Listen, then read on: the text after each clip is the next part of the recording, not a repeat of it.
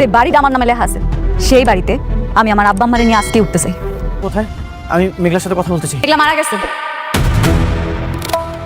বন্ধুরা, আজকের ভিডিওটি শুরু করার আগে নিজেকে একবার প্রশ্ন করুন, অন্যায়ের কি কোনো শেষ নেই? নাকি ভাগ্যের চাকা যখন ঘোরে তখন রাজা হয় ফকির আর ভিখারিনী হয়ে যায় রাজকন্যা? গরিব ঘরে রাজপুত্র নাটকের আগামী পর্বগুলোতে এমন এক বিস্ফোরক মোড় আসতে চলেছে যা আপনি স্বপ্নেও কল্পনা করতে পারেননি। যে অনিক একদিন মেঘলাকে দুশ্চরিত্র অপবাদ দিয়ে ছুঁড়ে ফেলে দিয়েছিল, সেই অনিক আজ মেঘলার পায়ের কাছে এসে ক্ষমা ভিক্ষা করবে। কিন্তু মেঘলা কি তাকে ক্ষমা করবে, নাকি শুরু হবে এক ভয়াবহ প্রতিশোধের খেলা? আজকের 20 মিনিটের এই স্পেশাল প্রিভিউ ভিডিওতে আমি আপনাদের জানাবো মেঘলার এই আকাশ পাতাল পরিবর্তনের পেছনের আসল রহস্য, রাতুলের অবিশ্বাস্য মুক্তি এবং অনিকের কপালে লেখা চরম দুর্ভোগের কথা। পুরো ভিডিওটি না টেনে শেষ পর্যন্ত দেখুন, কারণ আজকের রিভিউতে লুকিয়ে আছে আগামী পর্বের প্রতিটি পরতে পরতে থাকা রহস্যের চাবিকাঠি। শুরুতেই কথা বলা যাক মেঘলার সেই অসহায়ত্বের দিনগুলো নিয়ে। আমাদের সবারই মনে আছে মেঘলা বারবার চিৎকার করে বলেছিল যে তার গর্ভের সন্তানটি অনিকের। সে কোনো পাপ করেনি, সে শুধু ভালোবেসেছিল। কিন্তু অনিক, সে কি করেছিল? মানুষের সামনে মেঘলাকে শুধু অপমানই করেনি, বরং তাকে একটা আশ্রয় পর্যন্ত দেয়নি। মেঘলা যখন প্রসব বেদনা নিয়ে হাসপাতালের দরজায় দরজায় ঘুরেছে, তখন অনিক ছিল বৃষ্টির আভিজাত্যের মোহে অন্ধ। বৃষ্টির সেই বিলাসবহুল জীবন অনেককে এতটাই অন্ধ করে দিয়েছিল যে সে নিজের রক্তকে অস্বীকার করতে দ্বিধাবোধ করেনি। মেঘলা বাধ্য হয়ে অন্য পুরুষের সাহায্য চেয়েছিল শুধু বাঁচার তাগিদে, আর সেটাকেই অনেক ঢাল হিসাবে ব্যবহার করে মেঘলাকে কলঙ্কিত করেছে। কিন্তু বন্ধুরা, ভাবুন তো একবার, একজন গর্ভবতী মা যখন জানতে পারে তার সন্তানের কোনো পরিচয় নেই এবং শেষ পর্যন্ত সন্তানটি মারা যায়, সেই যন্ত্রণা কি কখনো মোছা সম্ভব? মেঘলার এই আকাশ ছোঁয়া পরিবর্তনের পেছনে কাজ করছে সেই মৃত সন্তানের আত্মা আর অপমানের দাউ দাউ করে জ্বলে ওঠা আগুন। মেঘলা এখন আর সেই বস্তির সাধারণ মেয়ে নেই, সে এখন সালিমা গ্রুপের হর্তাকর্তা। তার চোখে এখন আর জল নেই, আছে শুধু ঘৃণা। এবার আসা যাক অনিকের প্রসঙ্গে। অনিক কি খুব সুখে ছিল বৃষ্টির সাথে? না, অপরাধ বোধ তাকে কুড়ে কুড়ে খাচ্ছিল। বৃষ্টির আভিজাত্য আর অহংকার অনিককে প্রতি মুহূর্তে মনে করিয়ে দিচ্ছিল সে কি হারিয়েছে।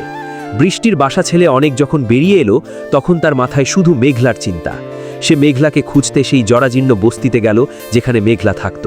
কিন্তু সেখানে গিয়ে সে দেখল মেঘলা নেই। মেঘলা তো এখন ধরাছোঁয়ার বাইরে। অনেক যখন পাগলের মতো মেঘলাকে খুঁজছে, তখন সে জানতে পারে মেঘলার আসল বাবার রেখে যাওয়া সেই বিশাল সাম্রাজ্যের কথা। অনেক যখন সেই রাজপ্রাসাদ সম বাড়ির সামনে যায়, তখন দারোয়ান তাকে স্রেফ বলে দেয় যে মেঘলা নামের কেউ এখানে থাকে না। অনিকের চিৎকার, তার হাহাকার আকাশ বাতাস কাঁপিয়ে দিচ্ছিল। কিন্তু যখন সে সব বাধা পেরিয়ে ভেতরে ঢুকল, তখন তার সামনে যা ঘটল তা দেখার জন্য কি আপনারা প্রস্তুত? অনেক যখন মেঘলা মেঘলা বলে চিৎকার করছিল, তখন ওপর থেকে নেমে এলো এক আধুনিক ব্যক্তিত্ব সম্পন্ন নারী। সে আর কেউ নয়, সালিমা গ্রুপের মালিক খোদ মেঘলা। সে শান্ত গলায় অনিককে বলল, মেঘলা তো অনেক আগেই মরে গেছে অনিক, তোমার সেই অবহেলায় আর অপমানে। বন্ধুরা, এই দৃশ্যটি হবে নাটকের ইতিহাসের অন্যতম সেরা একটি মুহূর্ত। মেঘলা এখন রাজকন্যার মতো সেজে সামনে আসবে, কিন্তু তার হৃদয়ে থাকবে বরফ শীতল প্রতিশোধ। অনেক এখন মেঘলার কাছে বারবার যাবে, কিন্তু মেঘলার কি উচিত তাকে ক্ষমা করা? আমার মনে হয় না। যে পুরুষ বিপদে পাশে থাকে না, তাকে সুসময় ভাগ দেওয়া মানে নিজের পায়ে কুরুনু মারা। অন্যদিকে নাটকের ভিলেন রাতুলের ভাগ্য যেন কোনো জাদুর বলে চলছে। পুলিশ তাকে লোহার রড দিয়ে পিটিয়েও যখন দমাতে পারছিল না, তখনই এলো এক কাকতালীয় মোড়। আপনাদের মনে আছে অনেক যে মেয়েটিকে রাস্তায় থাপ্পড় মেরেছিল? সেই মেয়েটির বাবা একজন প্রভাবশালী ব্যক্তি। আর ভাগ্যের কি নির্মম পরিহাস, সেই মেয়েটি আর তার বাবা এখন রাতুলকে জামিন করাতে থানায় হাজির। অনিকের এক মুহূর্তের রাগ আজ রাতুলের জন্য আশীর্বাদ হয়ে দাঁড়ালো। রাতুল এখন জেল থেকে বেরিয়ে আরও বেশি পাওয়ারফুল হয়ে ফিরবে। তার মনে এখন একটাই চিন্তা, অনিক আর মেঘলার সর্বনাশ করা। রাতুল কি এবার মেঘলার ব্যবসায়িক ক্ষতি করার চেষ্টা করবে, নাকি সে মেঘলার নতুন পরিচয় জেনে তাকে আবার নিজের জালে ফাঁসানোর ষড়যন্ত্র করবে? রাতুলের এই মুক্তি অনিকের জন্য এক মহা বিপদ সংকেত।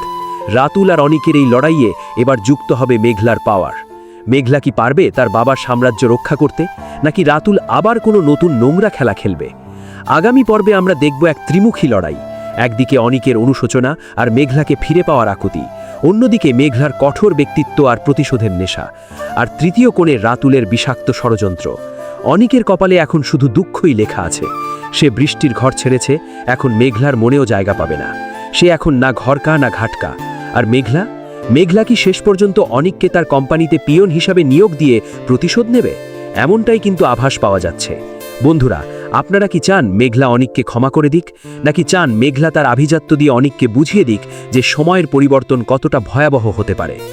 আপনাদের মতামত অবশ্যই কমেন্ট করে জানান। এখন সবচেয়ে বড় প্রশ্ন, এই দুর্দান্ত নাটকটির আগামী পর্ব কবে আসবে?